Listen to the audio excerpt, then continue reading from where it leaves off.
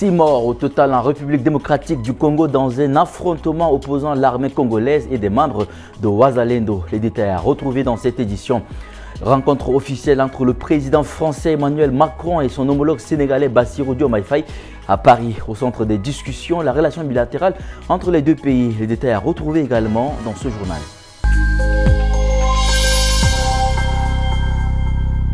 Mesdames et messieurs, bonsoir et bienvenue sur Tchad Info TV. En RDC, des affrontements ont encore eu lieu ce mardi 26 août à Uvira dans le sud Kivu. Ils ont opposé pour la deuxième journée de suite l'armée congolaise à des membres des Wazalendo, leurs alliés dans la guerre en cours. Le bilan selon l'armée est des morts côté FARDC et 5 tués du côté des Wazalendo ainsi que des blessés. Tout a commencé le matin du 25 août lorsque des Wazalendo ont bloqué un convoi de passagers en provenance du Burundi voisin alors que ce week-end déjà de violents combats ont eu lieu dans les hauts plateaux qui entourent Uvira. C'est à Kivimvira, tout près de la frontière entre la RDC et le Burundi, qu'ont eu lieu les premiers échanges de tirs ce 26 août. Selon l'armée congolaise, des éléments dits incontrôlés des Wazalendo ont attaqué une unité FARDC, la brigade Panthère, chargée de sécuriser cette frontière. Une réplique aux affrontements de la veille, car le 25 août, cette même unité de l'armée est intervenue alors que la situation était en train de dégénérer. Des Wazalendo ont bloqué un convoi de bus en provenance de Bujumbura qui transportait des Bayamoulenj, cette communauté de rwandophones de l'Est du Congo venue pour enterrer un de leurs, un officier congolais tué dans un crash d'avion près de Kisangani. L'armée congolaise est donc intervenue. Il y a eu des échanges de tirs. Enfin, la tension a été telle que les bus ont été refoulés et l'enterrement du colonel reporté s'inédit. Les infiltrations Bayamoulenj via cette frontière alors que tout le week-end l'AFC M23 a semblé chercher à contourner la ville d'Uvira en passant par les territoires limitrophes pour faire jonction entre les Twinrwanéo et un groupe d'autodéfense Banyamulenge officiellement rallié à l'AFC M23. Selon Ruyen Bouyi, le porte-parole de l'armée, 14 Wazalendo ont également été interpellés puis remis à leur commandant. À Paris, le président français Emmanuel Macron reçoit mercredi 27 août au palais de l'Élysée son homologue sénégalais Bassirou Diomaye Faye. Une visite officielle qui doit donner le ton d'un nouveau chapitre dans les relations entre la France et le Sénégal. La rencontre débutera mercredi 27 août à 8h30 par l'accueil du président sénégalais à l'Élysée par Emmanuel Macron. Elle intervient dans un contexte particulier, celui d'un rééquilibrage des relations entre la France et l'Afrique, marqué au Sénégal par la fermeture des dernières bases militaires françaises il y a 2 mois. Selon l'entourage de Bassirou Diomaye Faye, aucune question ne sera taboue. Au menu des discussions, le dossier mémorial de Thiaroye. À Dakar, on réclame depuis longtemps que la France livre l'intégralité de ses archives militaires et judiciaires sur le massacre de décembre 1944. Le Sénégal demande aujourd'hui la déclassification totale des documents encore classés et la reconnaissance du véritable nombre de victimes.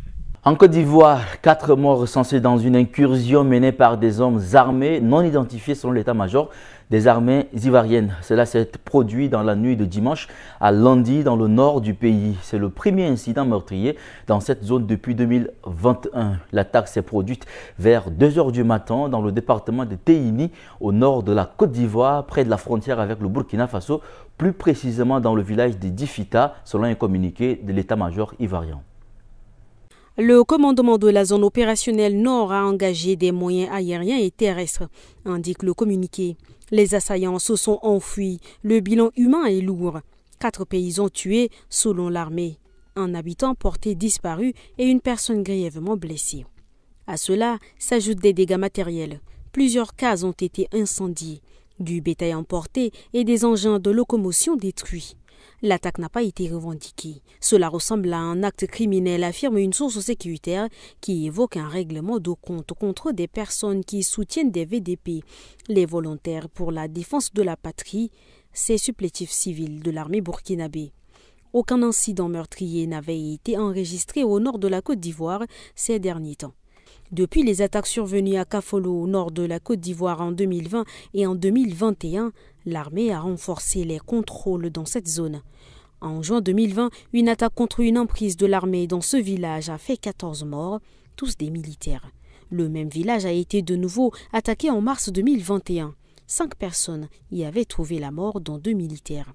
Mais dans le département de Tihini, la situation reste sensible avec notamment des tensions régulières autour des sites d'orpaillage clandestins et la présence des VDP près de la frontière. Présidentielle au Cameroun, les personnalités comme l'avocate Alice Com, le réalisateur Jean-Pierre Bekolo et les universitaires Stéphane Akwa et Baba Wam ont publié une tribune appelant l'opposition à s'unir pour favoriser une alternance politique lors de la prochaine élection présidentielle.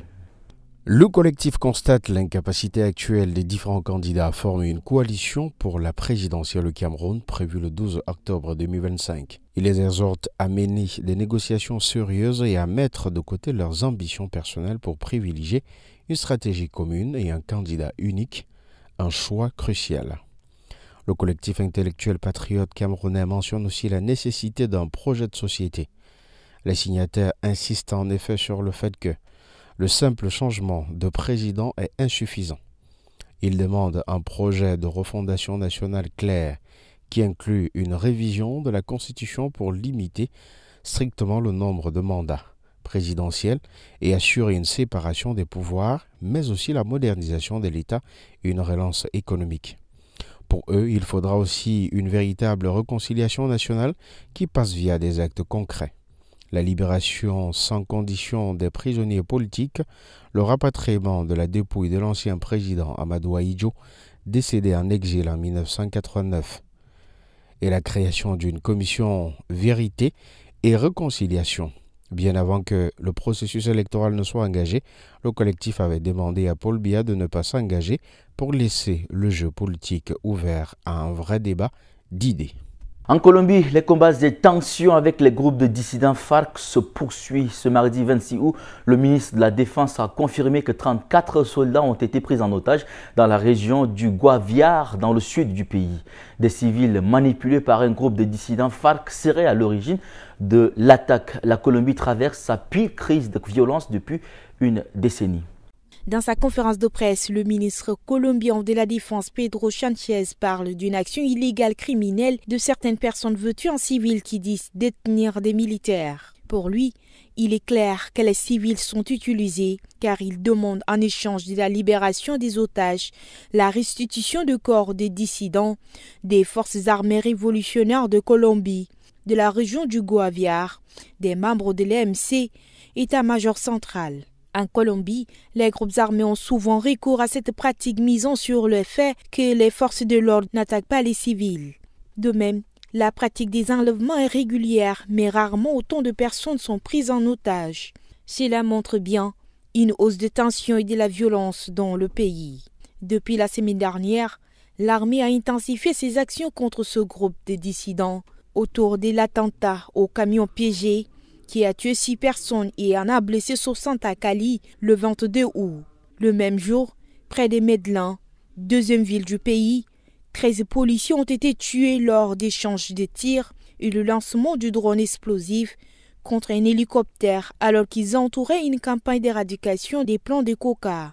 Les autorités attribuent cette attaque à un groupe armé, un sous-groupe de l'état-major central, en conflit avec sa branche principale dirigée par Iván Mordisco.